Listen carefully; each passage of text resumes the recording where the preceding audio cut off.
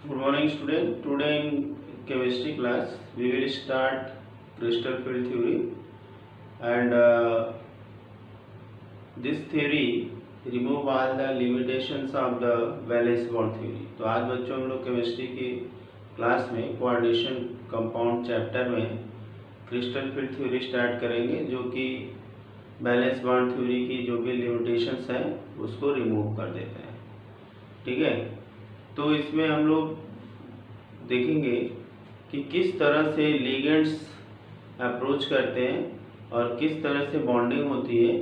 तो इसमें पहले हम ये देख लेते हैं कि जो ये थ्योरी है कैसे ये जनरेट हुई और ये कैसे वर्क करती है। ठीक है, तो crystal field theory, this theory was given by Hans Bethe, Van वैकल एंड ओर्जेन। ठीक है, according to this theory, anionic ligands are considered as point charge. Anionic ligands are considered as point charge. Okay, and neutral ligands are considered as dipole. ठीक है, इस theory के हिसाब से जो भी चार्ज लिगेंड्स होते हैं उनको पॉइंट चार्ज माना जाता है, और जो न्यूट्रल लिगेंड होते हैं उनको डाइपोल माना जाता है। और ये जब लिगेंड्स डी ऑर्बिटल के पास पहुंचते हैं तो वो ऑर्बिटल के चारों तरफ एक D generate electrical field create करते हैं। अब वो जैसे इलेक्ट्रिकल फील्ड क्रिएट होता है, वो इलेक्ट्रिकल फील्ड एक स्ट्रॉन्ग फोर्स क्रिएट करता है, और स्ट्रॉन्ग फोर्स जब क्रिएट करता है तो हमारा जो ऑर्बिटल होता है, डी ऑर्बिटल 5 होते हैं, वो दो सेट में ब्रेक कर जाते हैं। वो दो सेट में क्या होते हैं, ब्रेक हो जाते हैं, आई बात समझ में। और दो सेट में जब वो ब्रेक होते हैं तो वो दो सेट कौन कौन से बनते हैं, एक तो हमारा D X Y, D X Z, D Y Z. दूसरा सेट होता है D X square minus Y square और डी जेड स्क्वायर। उसको हम लिख लेते हैं, have you written this? Okay.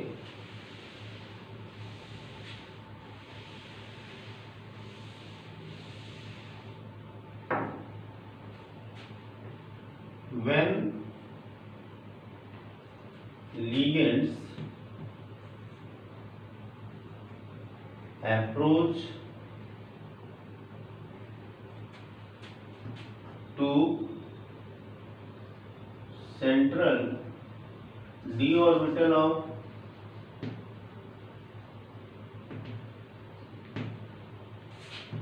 of central metal atom, then degeneracy of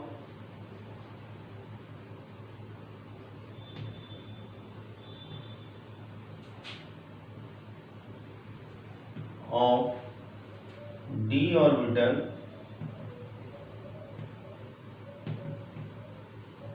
split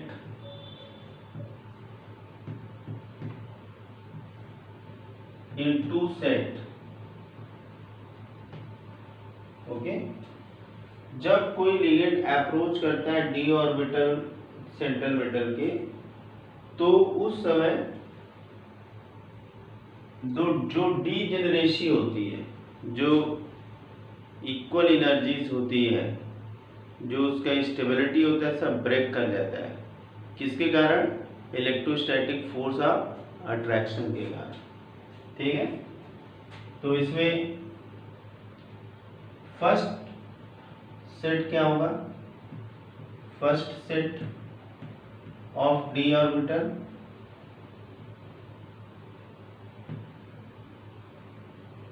of d orbital D X Z D X Y comma and dy z. These orbitals are known as these orbitals are represented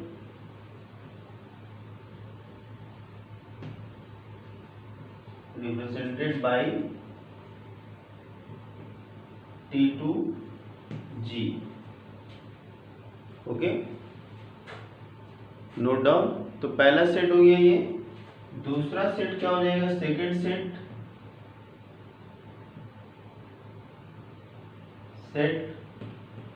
of D orbital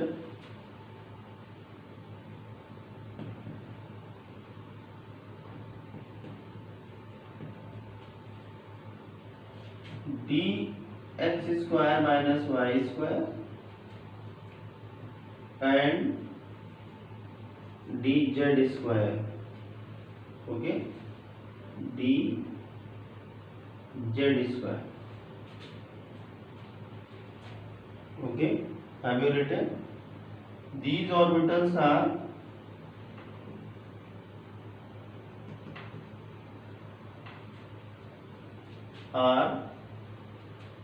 represented by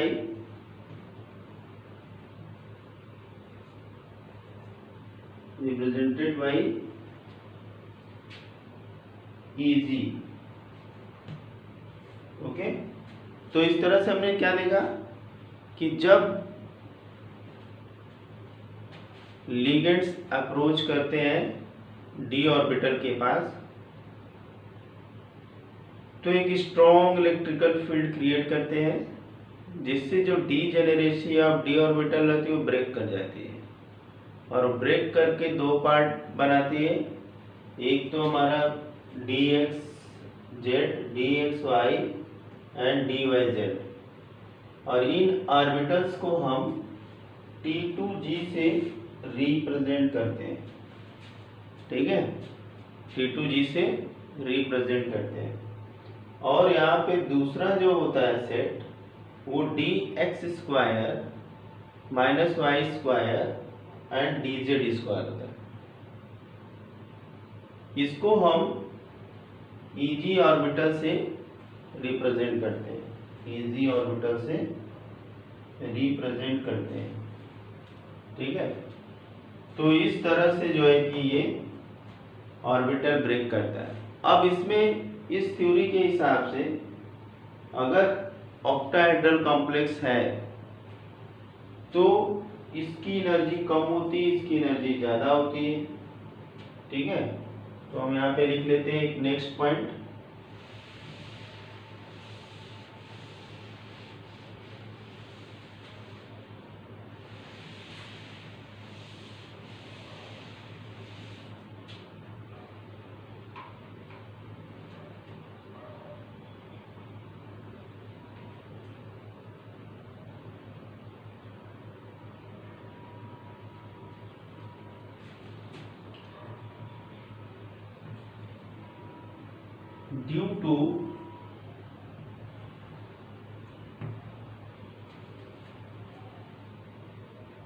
Due to approach of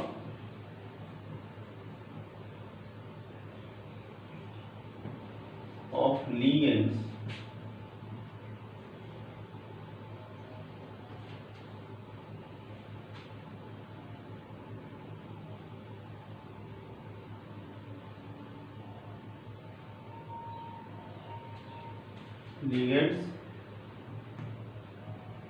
degeneracy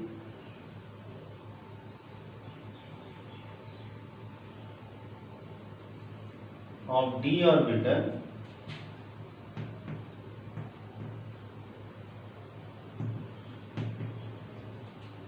split।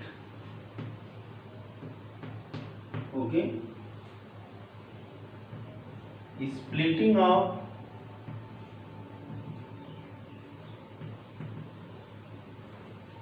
d orbital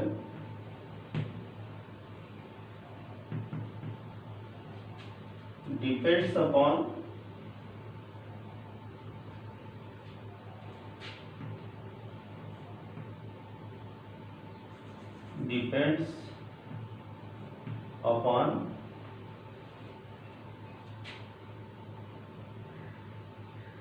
crystal field.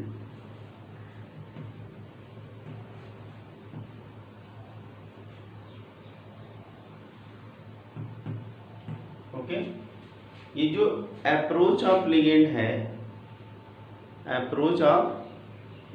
है, वो डीजेनेरेसी जो होती है break कर देता है। और ये जो ब्रेकिंग होती है डिपेंड करता है कि कितना क्रिस्टल फील्ड यानी कि क्रिस्टल फील्ड एनर्जी यानी कि इलेक्ट्रोस्टैटिक फोर्स क्रिएट होता है, उसके ऊपर डिपेंड करता है। ठीक है, और वो भी लिगेंड के नेचर के ऊपर डिपेंड करता है। ठीक है, तो depends upon the crystal field nature.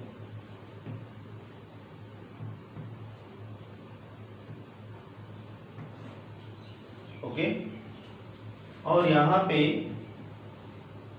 Difference of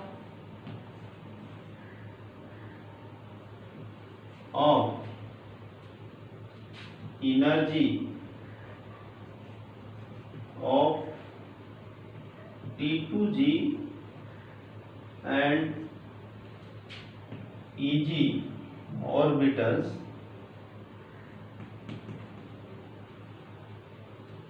is known as crystal field energy.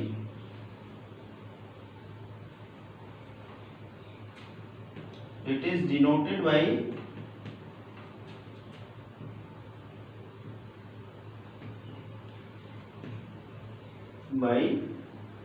Delta. Okay, तो जो ये डिफरेंस होता है T2G ऑर्बिटल और EG ऑर्बिटल की एनर्जी का, उसको हम कहते हैं क्रिस्टल फील्ड एनर्जी।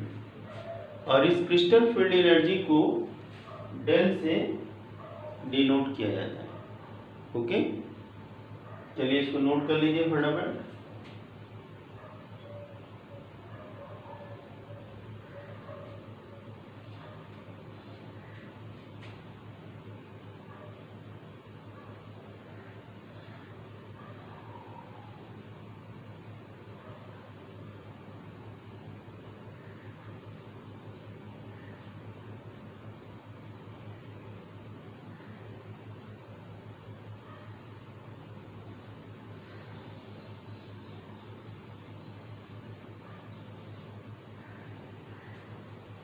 चलिए नेक्स्ट,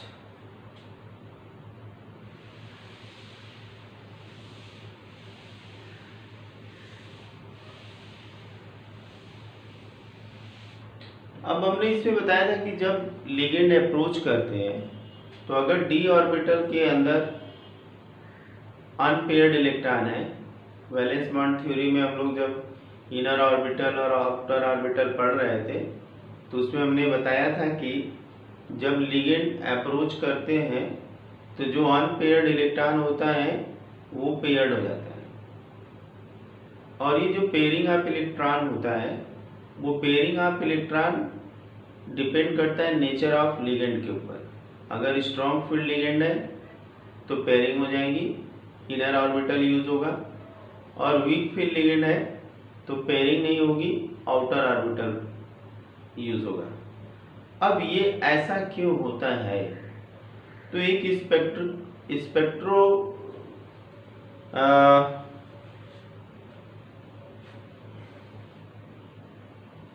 स्पेक्ट्रोस्कोपिक स्टडी से ये पता लगा कि ये जो लिगेंड्स होते हैं उन लिगेंड्स की एनर्जी जो होती है डिफरेंट होती है। अब एक कंपाउंड के अंदर एक ही तरह का मेटल है और बार बार जो है कि लिगेंड्स को बदल के ये देखा गया कि ये जब अप्रोच करते हैं डी ऑर्बिटल के पास तो उनका जो स्प्लिटिंग होता है वो डिफरेंट वे में होता है, और जो पेयरिंग ऑफ इलेक्ट्रॉन होता है वो डिफरेंट वे में। कहने का मतलब क्या है? कहने का मतलब ये है कि जब कभी भी लिगेंड्स पहुंचते हैं, सपोज एक ही मेटल है और उस एक मेटल में हम हर बार अलग अलग तरह के लिगेंड्स को लगाते हैं, तो हमें एक वहाँ पे ऐसा डेटा मिलता है जो ये बताता है कि डिफरेंट एनर्जीज हैं इन लिगेंड्स की, जिसकी वजह से कुछ में पेयरिंग हो रहा है और जिसमें कुछ में पेयरिंग नहीं हो रहा है। आई बात समझ में? और इस एनर्जी को जो है कि अरेंज किया गया है इंक्रीजिंग ऑर्डर्स में। जो क्रिस्टल फील्ड एनर्जी है, स्प्लिटिंग एनर्जी, उस एनर्जी के इंक्रीजिंग ऑर्डर में लगाने पे जो हमें सीरीज मिलती है उसको हम कहते हैं स्पेक्ट्रोकेमिकल सीरीज। ठीक है, तो हमारा है spectrochemical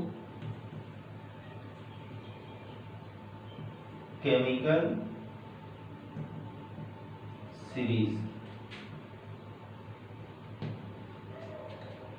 spectrochemical series, it is a series of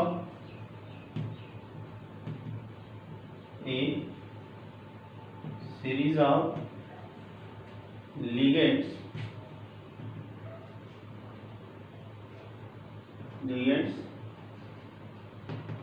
which is obtained by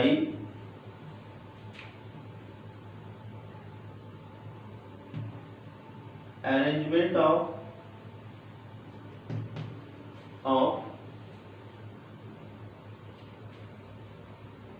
ligands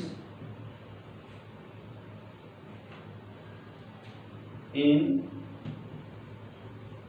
increasing order of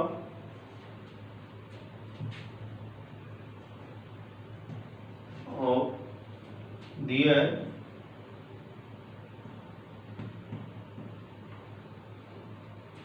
crystal field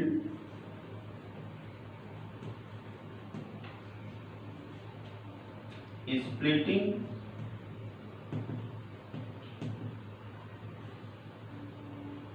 energy.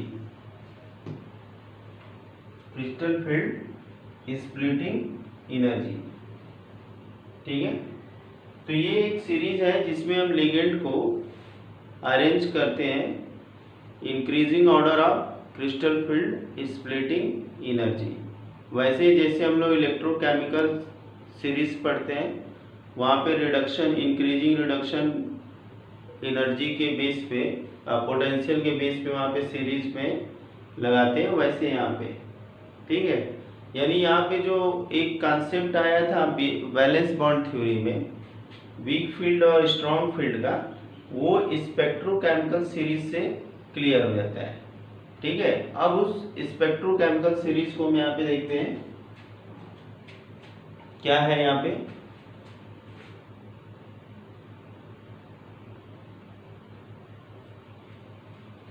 सबसे पहले है आयोडीन, आयोडाइड आयन, फिर ब्रोमाइड आयन, फिर थायोसाइनाइड आयन,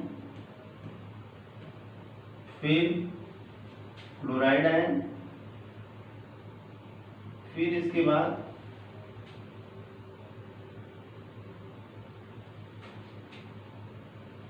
सल्फाइड आयन, फिर फ्लोराइड आयन, फिर hydroxide ion, okay, then oxalate ion C2O4 -2, then H2O, note down, then isocyanidine, isothiocyanidine, then EDTA,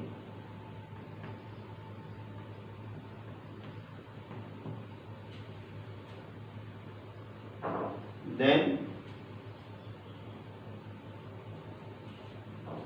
NH3, then EN, ethylene diamine, then CN, and in the last CO. ठीक है, तो ये है spectrochemical series. इस spectrochemical series में iodine की energy सबसे कम है और कार्बोनिल की एनर्जी सबसे ज्यादा है। तो यहाँ हमारा ऑक्सीनेट से शुरू हो जाता है स्ट्रॉन्ग फील्ड लिगेंड, OH तक हमारा है वीक फील्ड लिगेंड, और OH के बाद हमारा क्या है, स्ट्रॉन्ग फील्ड लिगेंड। अब इस स्पेक्ट्रोकेमिकल सीरीज के बेस पे हम वीक फील्ड और स्ट्रॉन्ग फील्ड लिगेंड क्या करते हैं, पता करते हैं। ठीक है, इसको नोट करिए फटाफट। फिर हम आते हैं crystal field splitting in octahedral complex. Note कर लिया? ओके।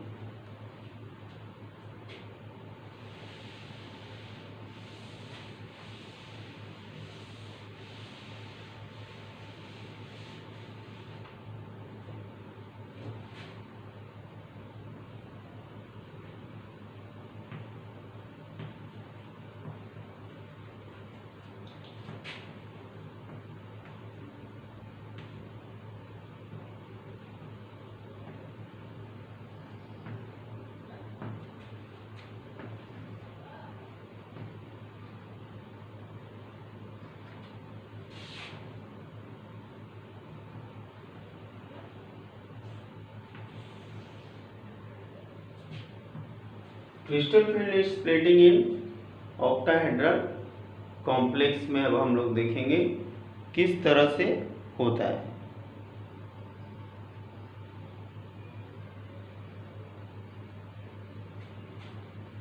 पहले पॉइंट वाइज हम इसको देखेंगे। In case of octahedral complex,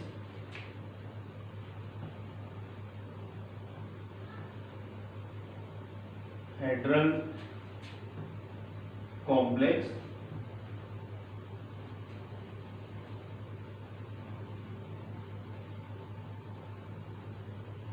crystal field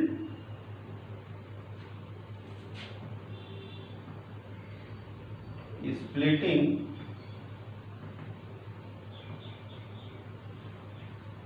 energy is denoted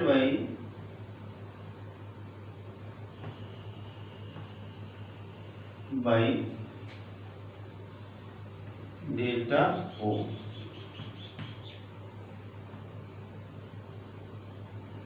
okay, और इस केस में जो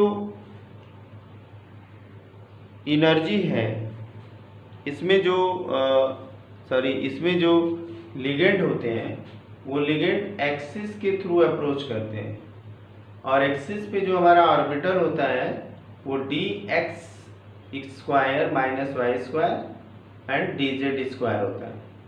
ठीक है, इसलिए इस ऑर्बिटल की एनर्जी जो होती है वो बहुत ज्यादा होती है। ठीक है,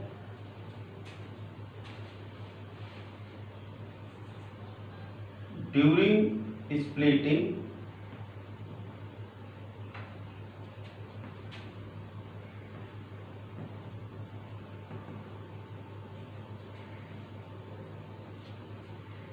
ligands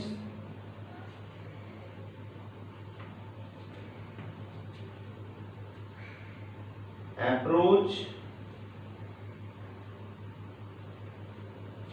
through the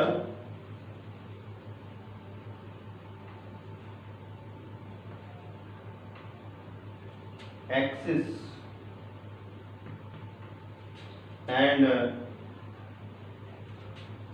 orbitals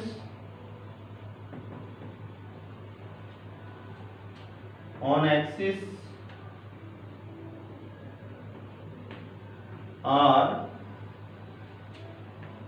dx square minus y square and dz square। Okay, ये ऑर्बिटल जो होते हैं एक्सिस पे होते हैं।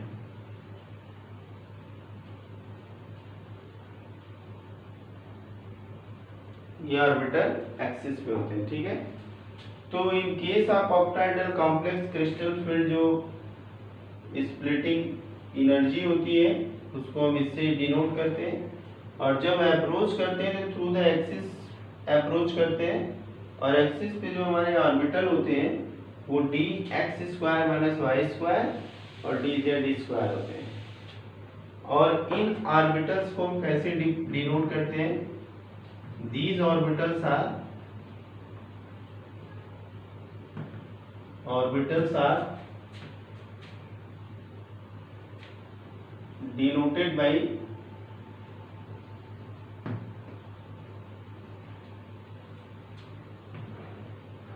Eg। अब इस केस में जो Eg ऑर्बिटल की एनर्जी जो होती है वो ज्यादा होती है किससे? T2G ऑर्बिटल से, ठीक है। तो हम यहाँ पे लिख लेते हैं इन case of octahedral complex, in case of octahedral complex,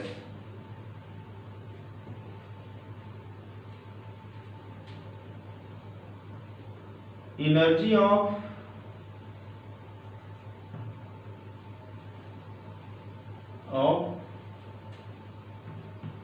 Eg set of orbital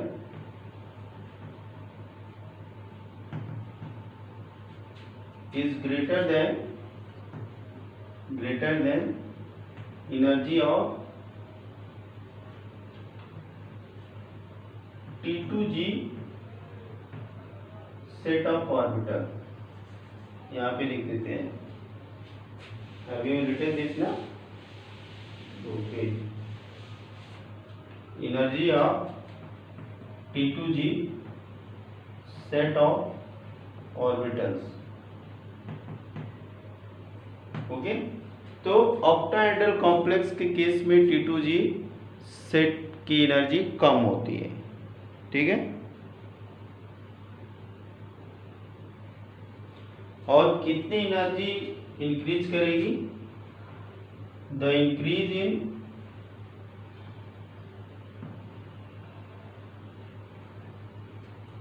in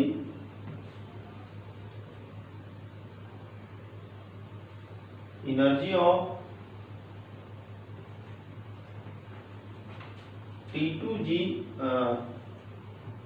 Eg set of orbital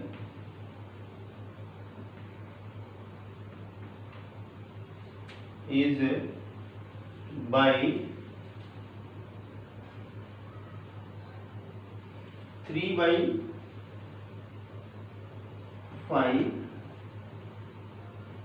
del O, and that for T2G orbital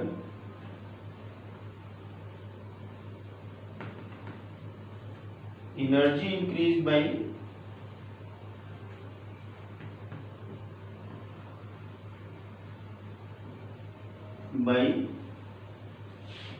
2/5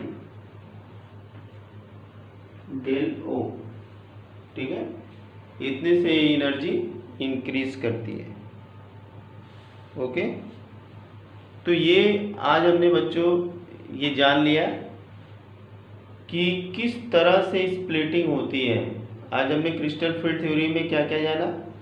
एक तो जान लिया कि किसने इसको डिस्कवर किया, दूसरा ये जान लिया कि यहाँ पे जो लिगेंड्स होते हैं वो दो तरह के होते हैं, एक तो एनायनिक जिनको हम पॉइंट चार्ज कंसीडर करते हैं, दूसरा जो हमारा होता है वो न्यूट्रल होता है जिसको हम डाइपोल करते हैं, और जब ये लिगेंड्स पहुंचते हैं तो डीजेनेरेसी डी ऑर्बिटल की ब्रेक कर जाती है दो सेट में, T2G और EG ऑर्बिटल के सेट में।